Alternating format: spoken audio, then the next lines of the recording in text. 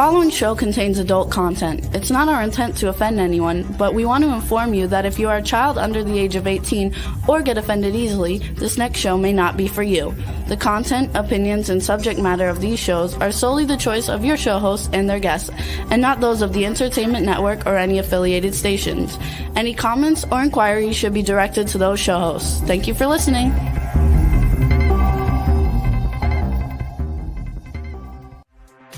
Hey everyone, and welcome to 50 Shades of Bullshit. I'm your host, Christine Lalonde, and this is the podcast where we uncover the truth about online dating. Now let's begin.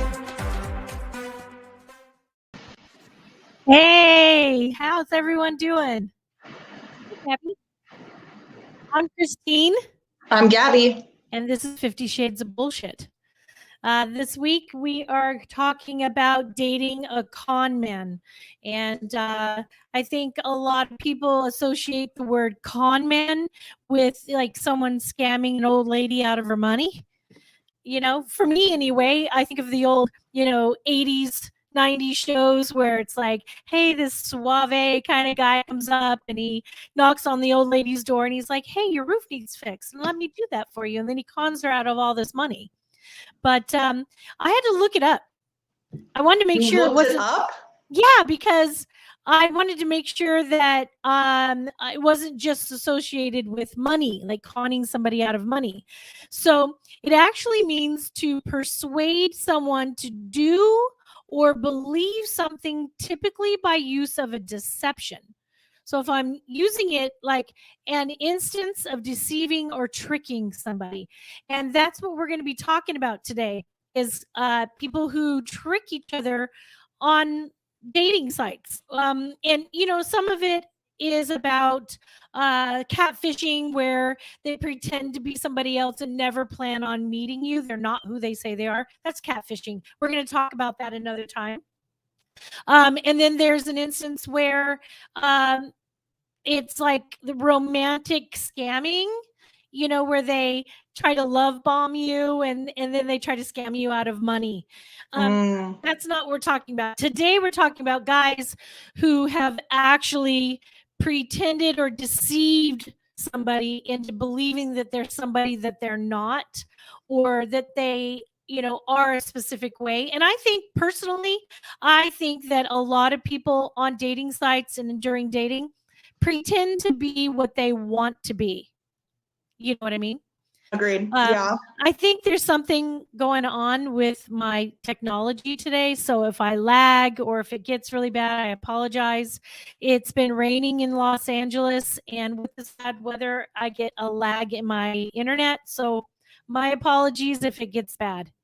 But what's going on with you, Gabby? Do you have any instances where you've had a situation where someone's tried to con you because they've not who they say they are? I don't necessarily know about like conning, because like I think about like Nicolas Cage from like Con Air. But I mean, I have had people misrepresent themselves. And there's one gentleman that I have you definitely know from a past dating experience. He was good looking. He was a stunner. Was he a stunner? Oh my God, he was so cute. And we met on, I believe it was Bumble. Okay. And divorced, had 3 kids, one that lived with him or part-time, and then the other 2 with his ex-wife. I guess the first one was with another girlfriend or something. So he's got lots of kids.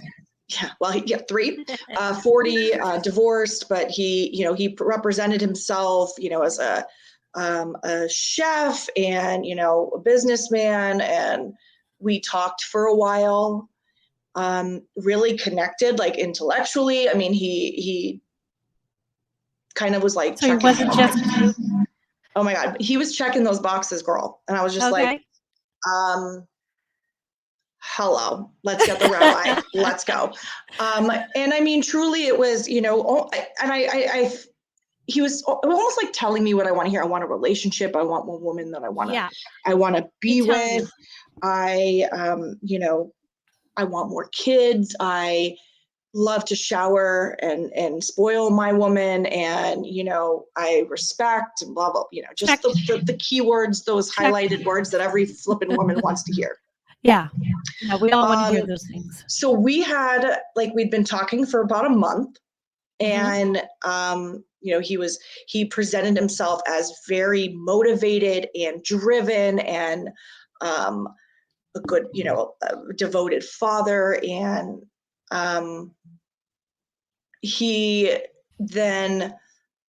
we had plans to meet on a Friday. And I was like trying to nail down the place we were going to meet. Let's go have a drink. Okay, fine. Okay. That day comes, never heard from him. That's Friday, never heard from him. Saturday, Sunday, Monday, never heard from him. Tuesday. So I totally thought, okay, this guy ghosted me. WTF, fuck you. Right. If I had pictures of him, I would have burned them. And so then he texts me and I was like, oh, hi. And he's like, hey. And I'm like, what the fuck? I thought you ghosted me. And he's like, no, I would never ghost you. It's a long story. I would never do that. I'm so sorry. Something came up. But give me another chance. So we need to learn those are instances that the answer is no. Red flag, red flag. Yes. You're absolutely right. Yeah. However, being like most women, we want to give them the benefit of the doubt. We want to give them a shot. We don't want to be that person that just, cuts it off. We always want to believe the best in people. Yeah. And so I was like, okay, well then let's meet for a drink tomorrow, Wednesday. I'm a nurse, so I was on an 8-hour shift. So I okay, well, I'm done at 3:30. Let's figure out a place. So I named a couple places and he kind of dragged his feet. And then I'm driving home. I still remember calling you after this. I remember driving home and he texted me I texted him. I'm like, all right, so what's the deal? And he goes, can I call you in a couple minutes? Something I want to talk to you about. Okay. Okay. He proceeds to call me. He tells me that he just got a job as a cook at Maggiano's that previous Monday. Okay. He has no car, he has no money, and he lives with his parents. And I remember this. Yeah. No. On top of that, the reason red flag. I think there's this is a red poster. This is a banner just running across a football stadium. And then on top of it, the reason why he didn't communicate with me starting Friday is because he checked himself in for alcohol rehab. Yeah. Mm-hmm. Nice. I had one of those. Can we say how many flags? Let's just count real quick. Yeah. 40-year-old man living with his parents. Has no money, and he said he couldn't even buy me a cup of coffee. Okay. And he's living with his parents and okay. Just got a job as a cook that previous Monday. Winning. No car. And obviously wasn't driven professional Yeah. Hello. Yeah. And he's like, well, I'd understand, if you'd have a problem with it. Yeah, I have a fucking problem with it. Yeah, that's crazy. And I don't want to be an asshole, but yeah, I have a fucking problem with it. So, are we going to drink tap water and walk at the park? Fuck that shit. I bet his parents were like, ooh, he's got a new girl. Maybe he'll move out. Cha-ching. Yeah. That's crazy. Well, we're going to meet an incredible friend of mine. I've known Bettina for about 12 years. Bettina is a chef Speaking of chefs, I thought this story was like perfect. Bettina's actually a real chef. She has a catering Right. company called The Kitchen Door. And when I'm doing events, she's one of my chefs. And when I'm not doing events and she needs a chef, I'm one of her chefs. So we work together all the time. So we hear each other's crazy stories. And Bettina has some doozies. So let's welcome Bettina to the show. Yay! Hey! Hi, ladies. What a great Hi. party. It's party time. Let's do it. Let's do it. So, Bettina, let's talk about where you are in life right now. You are a single mom. Yep. And how long have you been single? I got divorced. We separated in 2008. The divorce was final in 2009. And I've, for the most part, been single and just dating lightly ever since, focusing on my child and my career and everything. And what made you start online dating? It just kind of seemed like that was the way things were going. Like no longer were people just reading people out. It seemed like it just sort of started morphing that direction. And I kept trying to give it a shot to see if it would be something that would legitimately work for me. Okay. And so how long have you been online dating then? It's been off and on, smattered, whatever, slobbered over the last probably like 5 or 6 years for the most part. Off and on, like I've taken breaks and then I've maybe dated somebody a little more at length for a minute and then, dabbled a little bit again. But obviously I'm single, so nothing's really come to fruition to date. What's your end goal? Do you just want to have a partner to just, live separately? Do you want to, have a relationship where you're together and you live together, or you want to get married? I mean, what's your idea of what you want? Well, as a single divorced woman with an established business, in my 50s, I'm not dying to go down the aisle again. I'm really not, to be honest with you. And the slippery slope that marriage was the first time around for me, I'm not dying to go there again, which is not to say I can't love somebody exclusively for the rest of my life, because I can. Yeah. And I would love to give myself whole and wholeheartedly to one man and love his family like they're my family and share everything with them. And either we live apart or we live under one roof, depending on where we are in the relationship. I'm not, like I said, I'm not dying to get married again, but to love one person exclusively the rest of my life, I'm more than capable and happy to do. Great. Awesome. So how's it been going with this whole online situation?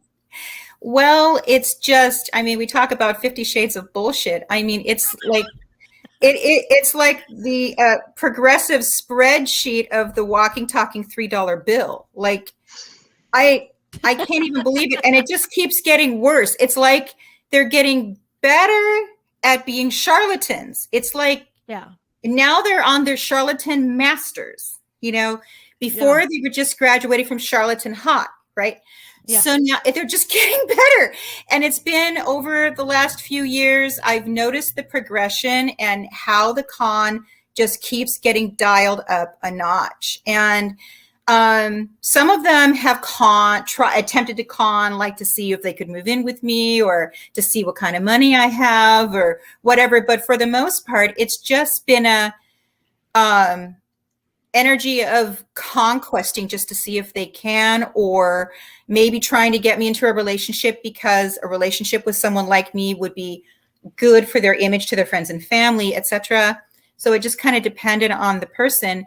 But ultimately, at the end of the day, it's been a progressive, increasing, worsening love fraud, basically. So before you start telling us some of your stories, because some of your stories are pretty damn good. I'm literally dying. I've heard about you, and I am like seriously salivating over here. I'm not gonna lie. I can't believe I want to ask you that, let's get deep for a second before we start laughing at these douchebags.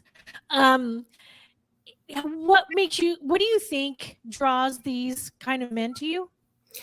I think it's a couple things. I think because I'm a very established, fairly well-known person in my community as a business person, and I'm wholesome, you know. I'm somebody that either would be a really great challenge, because I don't just open up intimately to most men. You really have to kind of, you know, go the extra mile to get me past a simple kiss. So it's a challenge for them. And if it's somebody that they're trying to get a relationship to look good to their friends and family, I'm someone who's extremely wholesome.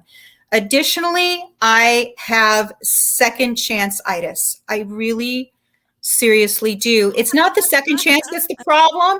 It's the 49th chance that's the problem. And I just keep calling it a second chance. And that's where I'm really having a problem, because you know what, for lack of a better word, I'm too damn nice. Yes. That's the problem between the three of us right now. I'm too nice. Too fucking nice. And We're always like, we want to give the benefit of the doubt. Gabby said that about the douchebag that was trying to con her into. He probably wanted to move in with her. He did stay for like, what is it, like 4 days, until he drank all my vodka and like No. I mean, literally at like get into my liquor in the afternoon, game passed on. out. Yeah. I was stupid, and you know what? I thought with the wrong head with him.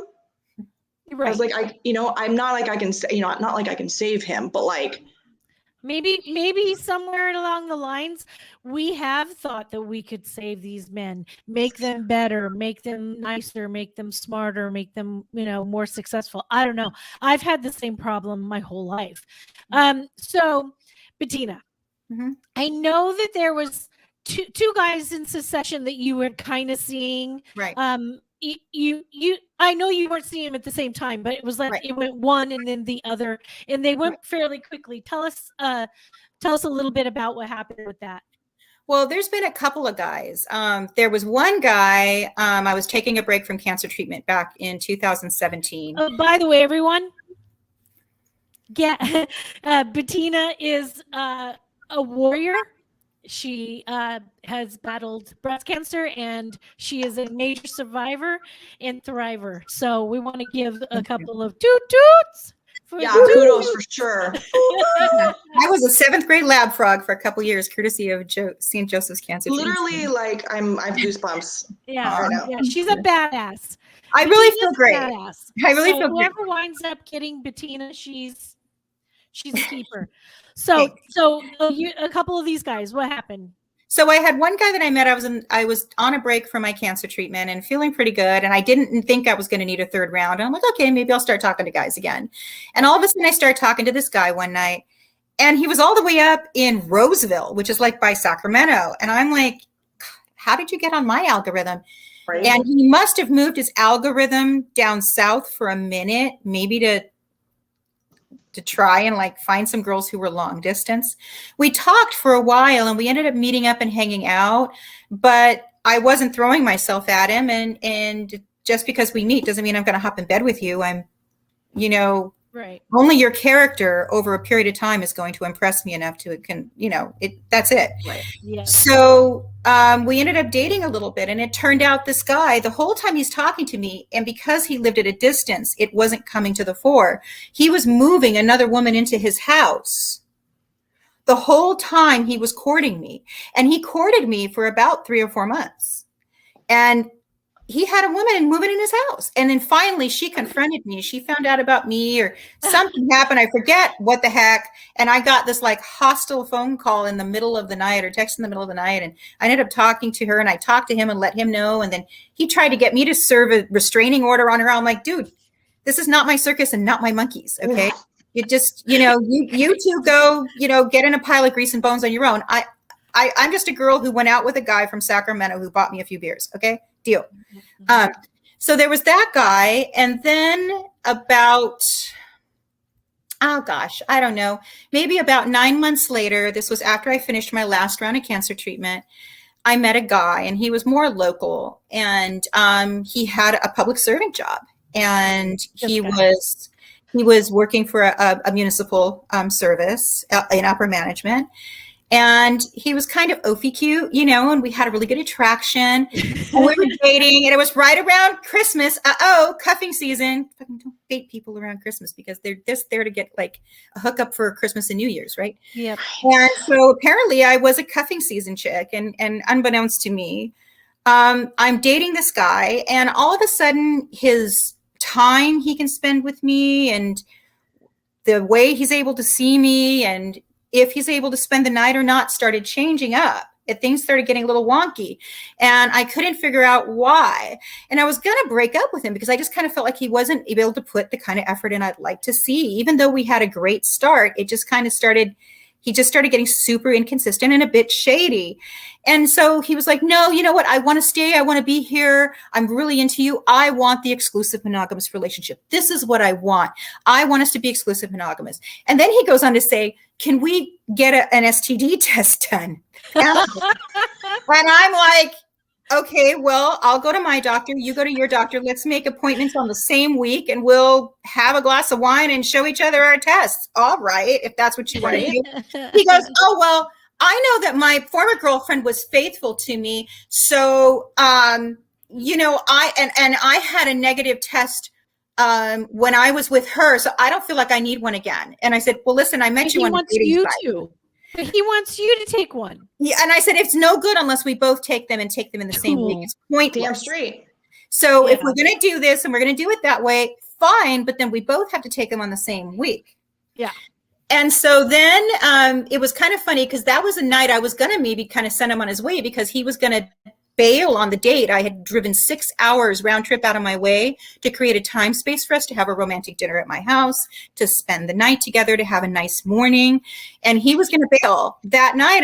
And I'm like, well, you know, if you're going to bail, no, I want to stay and I want the relationship, please. I want this, please. And then we go upstairs and he still ditches me in my bed. He gets up and goes, okay, I got to go now. And I went, you just asked me for an exclusive relationship. We just made love.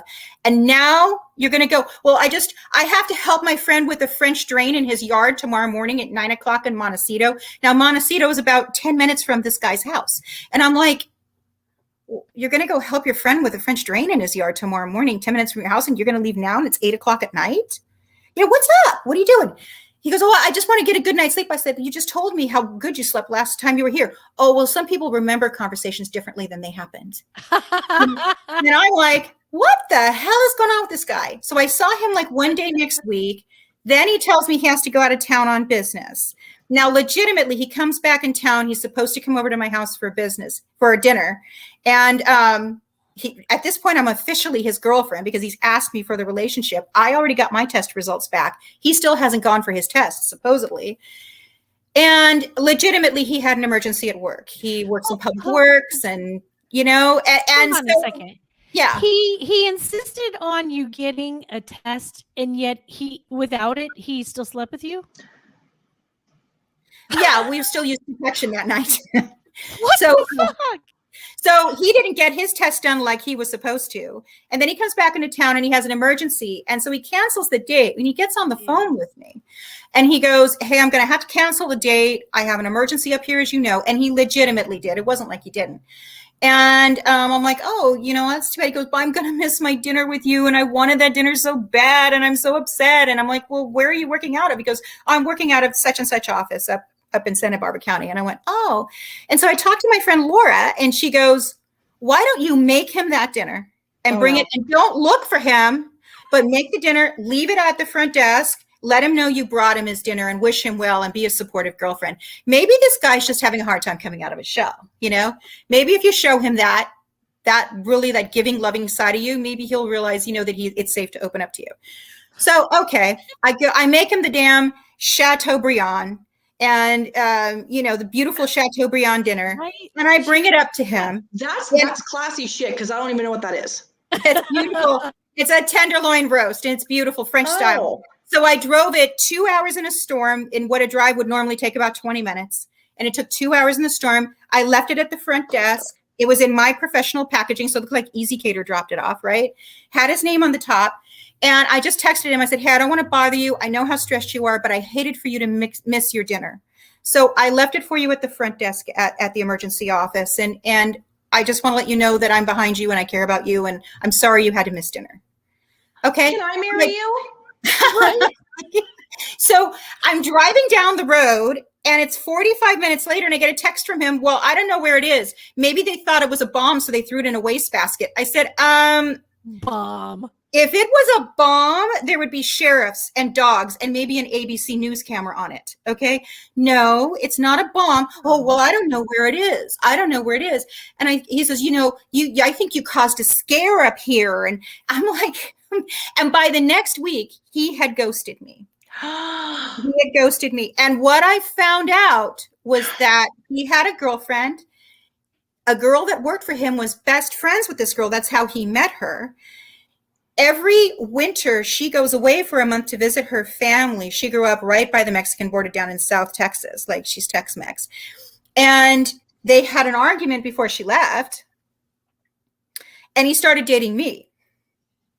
And apparently she goes out of town every year at Christmas. And every year at Christmas, he goes on Bumble or whatever for cuffing season. And this time, he didn't want me to leave. Either he didn't want me to be the one to break up with him. He wanted to break up with me. Or he wanted to try and juggle both of us and thought he could run that game. And when I showed up, like a good girlfriend does, you've got a boyfriend working an emergency overtime and he hasn't anything to eat. A nice girl brings dinner for her boyfriend. That's nice girls do. It's not anthrax. It's a steak, for God's sake. So now, February 2nd will forever be known as the day of the exploding steak. And I'm going to celebrate it by taking a firecracker and a filet mignon, and we're going to celebrate. It's the day of the exploding steak. You guys can join me. We'll have a martini. These like men that are in relationships that are on these dating sites, and women that are actually they're single. They're making themselves putting themselves in a vulnerable position and like putting themselves out there. Yeah. To meet single guys because it's a fucking dating site. Right. Like I'm supposed to know you're in a relationship. I'm supposed to like read between the lines. And especially when like that last one that you said where like the girl like came hostile on you. Excuse me. It's not, I didn't know you from a bucket of paint. I didn't even sleep with the guy. He just courted me. And then she confronted me. But apparently he was having multiple affairs with multiple women while U-Haul was pulling up to his driveway with her stuff. So, so moving right along, I mean, I met a couple other guys and one of them just turned out to be a garden variety fuckboy. I mean, like I met him within a week. He had shut off his Bumble account and wanted to show me how much he adored me. Yeah. And within a couple months, he's coming with 2 phones. He's putting belly down and I catch him dick picking girls on Instagram while I'm downstairs making coffee for us. Stuff like that. I met guys like that where you're like, dude, where's my dick pic? Coffee and he has his phone and his junk out of his shorts. At my house, in my bed, I'm walking up with his black coffee with 2 sugars like he likes it. And he's having like a sausage broadcast. And I'm like, you're so dumped right now. And so I dumped him, of course. I dumped him later that week. I didn't say anything to him. He left and I dumped him. I mean, what am I going to do, right? Any person is going to get rid of someone at that point. So then I meet a guy. I take a break and I move up to Carpentria, which is about a half hour north from where I was living down in Oxnard. And I get into my new apartment and I settle in and I'm feeling pretty good. And I've gone through Christmas and everything. I said, okay, I'll give it another shot. So I meet this guy. And he shall remain nameless. And I meet him, and this guy was kind of not like my usual guy. Okay, I'll just say it. He wasn't as spectacularly attractive as the other guys. He wasn't quite as flashy. He was not as flashy. He was not as successful. He was a little more modest, kind of a sheepish IT guy. He was lucky to get you. That is what he was. A sheepish IT guy with skinny ankles and a bald head. And I mean, that's who he was. So, but I dated him. I gave him a shot. And at first he was real sweet and meek and supportive and very encouraging and loving and just was going to be that guy, that was really going to bring it on home for me and show me how beautiful he was on the inside. And then, he started asking his daughter to meet my daughter. And then he wanted to start traveling with us. And we started traveling together and I ended up paying for most, if not all, like all of the first couple trips and, and then he asks for the exclusive relationship while we're on a trip in Lake Arrowhead. And I told him, because we'd been seeing so much of each other, I said, well, okay, I've already snoozed my Bumble, and it's the only app I have active. I haven't bothered with any others. And I've snoozed it because I kind of saw that this is where the relationship was going. Our children are meeting, we're traveling together. And I was pretty much ready for this, So I've snoozed my Bumble. I don't know if you had any other apps, but I've snoozed mine. He goes, oh yeah, we're exclusive. Like, he just kind of like brushed it under the rug. And a couple weeks went by, and I had snoozed my Bumble, but I thought we were going to have like a celebratory uninstalling of it, right? And his was still up and active, and I could still see him logging into it. And I'm going, this guy is still logging into his damn Bumble. And it's like when you see a train wreck, like, you have to keep watching it to see, is anybody going to crawl out alive? What's going to happen? So I kept noticing him logging into this app, and he still had single on his Facebook, even though he asked me for the relationship. Yep. And so I had to talk about it. And I said, hey, we're exclusive now, right? We're in a relationship now. I'm your girlfriend now. Yeah, absolutely.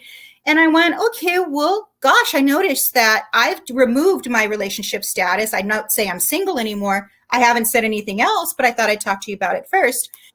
Are we in a relationship? Are we ready to announce this? And he goes, oh yeah, we should do that. And I said, and I did snooze my Bumble app.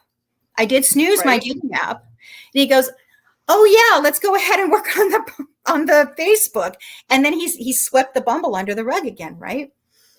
And so we announced the relationship on Facebook, and then he's looking at his Facebook and he goes, oh, if I show that I'm in a relationship with you, can people who don't know us and maybe look at my Facebook tell that I'm in a relationship specifically with you? And I said, yeah. I mean, I'm not going to sweep you under the rug. If somebody clicks on my profile, it's public knowledge. And he goes, oh, well, I only want it so my friends and family can see it. I'm a very private person, And I said, well, I'm not going to sweep you. You wouldn't be on Facebook. If you're a private fucking person, you wouldn't be on Facebook. Right. So he makes his relationship status only visible to his friends and family. He wants his friends and family to see he's in a relationship with me. Now, meantime, back at the ranch, he had told me that he was a social drinker, and we talked about some of the drinks and cocktails that we, like to drink. And then when we would go out on dates, he would only have non-alcoholic beer. And so I asked him, I said, hey, how come every time we go out, you just have non-alcoholic beer? Is there a reason? He goes, oh, during COVID, I was just starting to drink too much and not eat too healthy. And I just want to focus on my fitness and my health and just really eat clean for a while. And so I'm just taking a break from alcohol as part of that. And I went, all right. So moving right along, we take a second trip. It's his birthday trip. And I pay for the whole thing, lock, stock, loaded barrel. And he had asked me the day before, we were supposed to meet his mom at night. And so he asked me the day before if I would move in with him. Now, at this point in time, we're talking about April, and we met in January and got into the exclusive relationship in March. That's like what? 3 1 months month into the relationship. 1 month. And I said, no. Wow. I said, my daughter's in the middle of middle school, and I'm now just upgrading to a larger place at the complex I live in. I've been waiting for it for a while. And I really feel like it's too soon to be talking about living together. So if things are still going really well for us in a year or so, maybe we can talk about something more serious, like merging homes and finances. We go to his mom's for dinner that night. And I'm talking to her about, this is the second time I'm going to be on a business trip while my movers come and move my stuff. And I said, and I'm going to come home to a sea of boxes right after a business trip twice in 1 year. He goes, wow, you sure are about the drama, aren't you? He kind of muttered under his breath. I said, what did you just say? He goes, did you hear something? That pisses me off. Did you hear something? I didn't say anything. Own your shit. So here's a couple guys in a row who are trying to gaslight me, right? And I'm like, the next night we go down for his trip in San Diego. I took him down to San Diego for his birthday, and we stop at a beautiful Michelin star restaurant, and it opens up to the ocean, crashing waves underneath the deck, a beautiful place, have a wonderful meal. And I have a picture taken of him and I together. I tag it to him just with my photo app while he was in the bathroom. He comes back, he sits down scrolls right past the picture of us tagged together, ignores it, like doesn't even mention anything to me verbally about it, and opens up the profile of another woman, a woman that I met, that he knows, one night out in passing. We were going into a restaurant. She was leaving with her guy. And opens up her page, sitting, and goes through and showing me all the pictures of her and starts liking all of her posts and starts commenting on all her stuff after he ignored the picture of us together on his birthday. And what I felt like to me, and I was like, okay, this is really weird. It feels like triangulation. It feels like this guy's trying to get me to react. And he was trying to get me to react yesterday. I didn't give it to him. And now he's trying to get me to do something again. I'm going to lean back. And if it doesn't happen again, I'm just going to let it go as a one-off. If it happens again, I'm going to bring this guy up on it. We get down to San Diego. We're having a pretty nice time. You know, we go out into the village during the day. I fix him dinner at night. I check a couple times. His Bumble is still up. Now he has logged out of it. You can tell because it has the estimated, it gets that little squiggle sign, estimated location instead of the actual location. So he has actually downloaded his Bumble onto some other device and logged out of it for the weekend. But it's still up. It's still active. And I told him again, I said, hey, you know, to be in an exclusive monogamous relationship with me, the dating apps need to go down. You need to nuke them, you know, and I've been, you know, really looking forward to us just uninstalling them together. Mine's been snoozed for a while. I'd like to just get rid of it. You know, I'd really like to do that. He goes, oh, I snoozed mine, but he hadn't snoozed it. It was still active and up. So we get home from San Diego. Of course, curiosity got the cat, right? I look, he's logged in. Within 15 minutes of him getting home approximately, he's logged in on his Bumble. And the next night he's logged in again. So I unleash on him and I'm like, okay, look, you've gone on 2 very expensive trips with me. I've been a really good girl. I agreed to the exclusivity. And guess what? You know what? If you want to keep going on your dating apps, that's okay. But then I'm not the girl for you to date. You need to look for girls that want something casual, want friends with benefits, or are codependent enough to go, oh, but he says he loves me. You know, I mean, whatever. My name's not, you know, Pollyanna Pansy, and, you know, I'm not your codependent BFF. So now, didn't you say to me at one point that your daughter caught him doing something? Yeah. So here's what happened. We were moving right along and I kept catching him with various dating apps. And his behavior would kind of wane. So we would kind of go where he'd be really romantic and sweet. And then he'd start acting like I didn't matter. And then he'd start saying really rude, mean things. And then he would disappear for a day or two. And we'd go around the bend. And I kept catching him with dating apps. Pretty much one every month for the entire time we were supposedly in an exclusive relationship. Yep. And my daughter started getting upset because she's like, Mom, he's outside on his phone again. Mom, you know, and sometimes I would watch him and he would, within 2 hours, he would go into the bathroom 9 times, slipping his phone in the pocket and being in there. And he wouldn't even pee, but he'd still flush the toilet to make it sound like he got in the bathroom. My daughter walked behind him one night. I fixed them dinner, and this is over a holiday weekend. And she walked behind him, and here he is, texting with some girl on some texting app.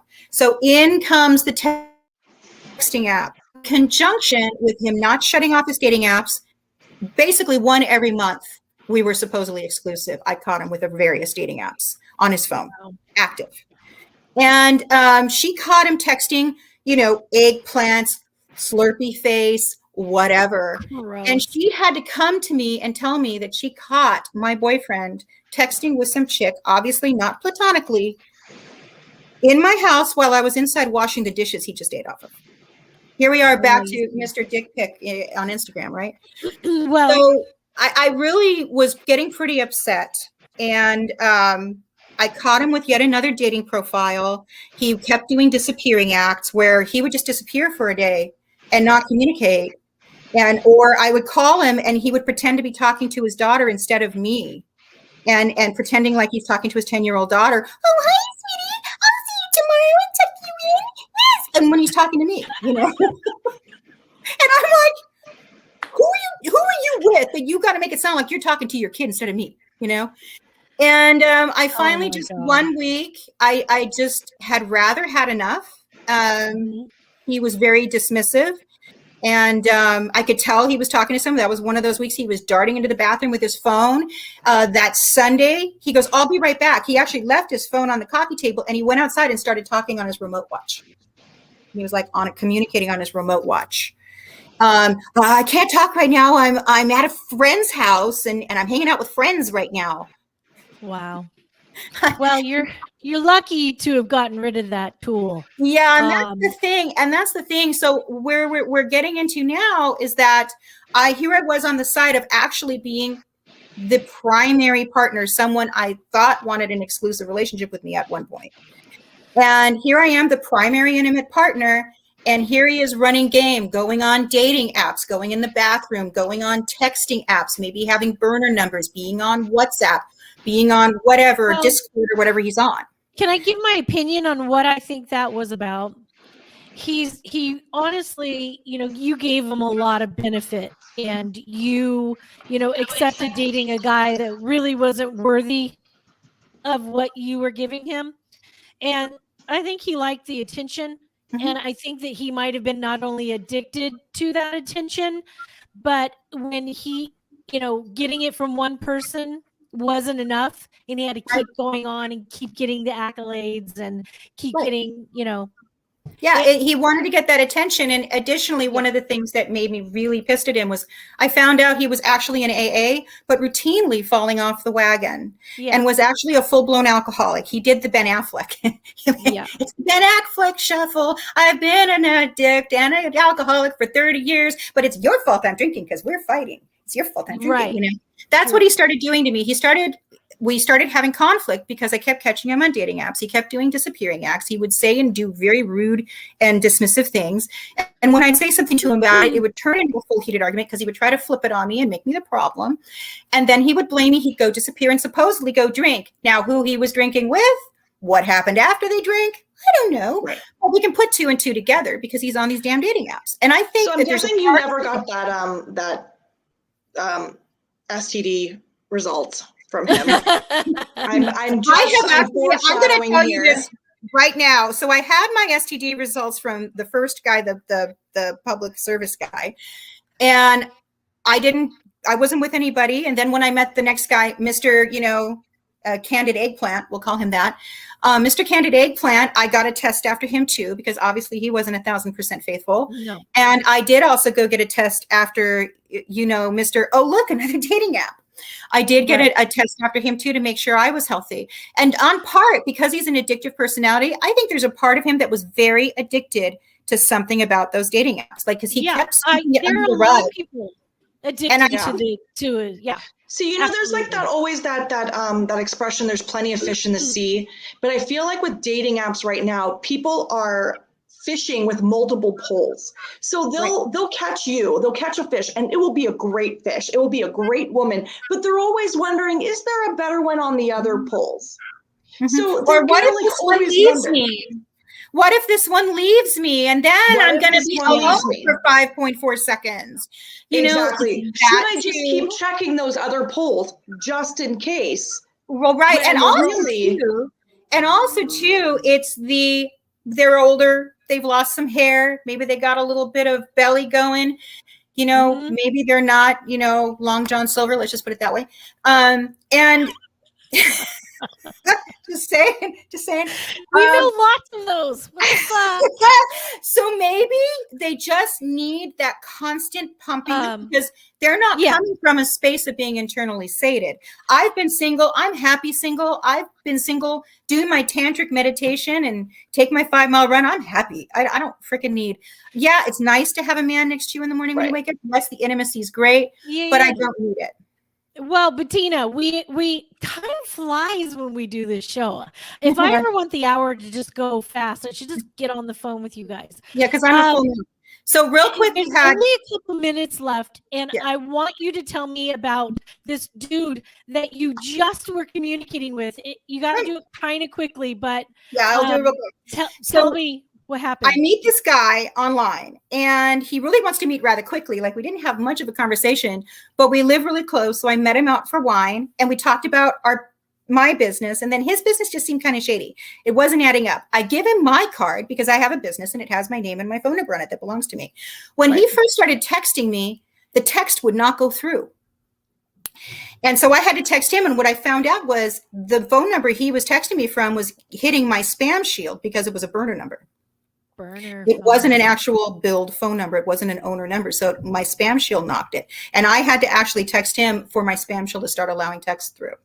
So moving right along, I'm talking to him. We're now gone out like 4 times. I don't know this dude's last name. I don't know the name of this dude's business. He says he's 61, which is right at the top crest of maturity for me being comfortable dating with a guy. Mm-hmm. And I'm like, so what's the name of your business? What do you do again? Oh, well, I'm a financial advisor, but I'm not licensed in it at all. I'm not a stockbroker. I'm not a CFP, but I'm not allowed to have any kind of social media. And he spelled his name. You know how sometimes men's names can be spelled like, so let's say Stefan, PH can be a Stephen, or V can be Stephen. So he had it spelled one way on his dating app profile, but I finally got his last name out of him. And I said, okay, hey, you're calling again. You know what? I want to put you in my permanent contacts, but I need your last name to do that. What's your last name? Right. And I said, wasn't it your birthday last week? It says you're a Sagittarius. Yeah, it was last week. I didn't want to, I said, okay, but here's my last name. So of course, I spy over here, goes and looks, and I find his Facebook profile, but his first name spelled different. And now I'm like, okay, now I'm going to look this guy up. Well, the guy was actually born in 1947. I thought he looked a little old for what he told me. Born in 1947. He was divorced from his first wife. He's still married to his second wife. God knows what else is going on. And, by the way, 2 Federal Trade Commission indictments. Wow. No. Running different unlawful businesses, illegal business practices, internet, large marketing business practices. 2, not 1, but 2 federal indictments. So, we're not talking about a guy that bounced a check in college. Okay. We're not talking about someone who got pulled over drunk driving on the way home from a bachelor party. Oh no, nay. We're talking about someone with plural federal indictments. That's crazy. What the? No wonder this guy didn't want to give shit that we have to deal with. These are the shades of bullshit that we're constantly having to deal with. So basically, I had to stroke his ego a little bit to get him to give me his last name. And then I just started doing a little bit of searching on Facebook. I found him on Facebook. I found him on LinkedIn. I Googled his full name, and boom, there came up the indictments and his marital status. So I found him. But these people are out. Here's a lesson, girls. Get their names, get info, and look them up.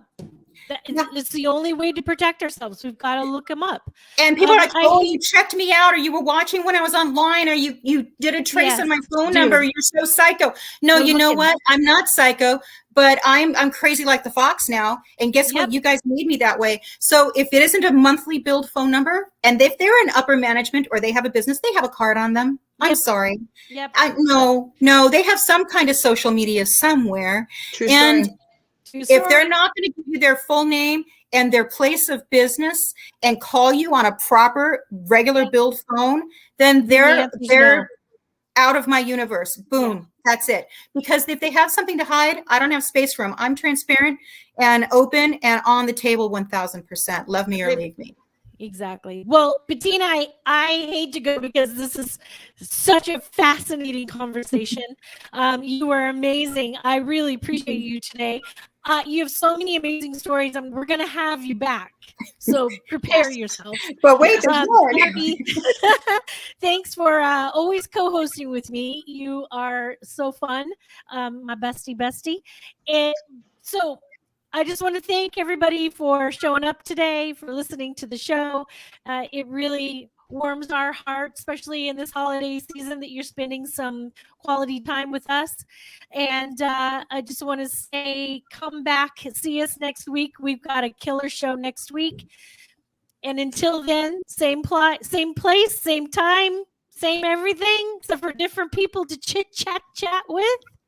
And until then, keep it real.